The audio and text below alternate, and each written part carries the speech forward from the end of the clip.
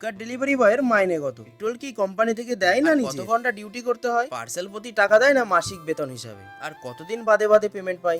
এই কথাগুলো আগের ভিডিওতে একটা দাদাভাই কমেন্ট করেছিল, আর আমি এই ভিডিওটিতে পুরো ডাউট ক্লিয়ার করার চেষ্টা করব। বন্ধুরা, আমার ভিডিওটি যদি তোমাদের ভালো লেগে থাকে তাহলে লাইক করে চ্যানেলটিকে সাবস্ক্রাইব করে দেবে। আর হ্যাঁ, আমি কিন্তু শুধু ইকার ডেলিভারি বয়দেরই কথা বলছি।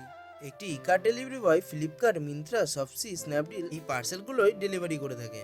আর হ্যাঁ, আমাদের কোনো মাসিক বেতন বা মাইনে হয় না, আমাদের পার্সেল প্রতি টাকা দেয়, আর সেটি সপ্তাহে বা 15 দিন পর পর।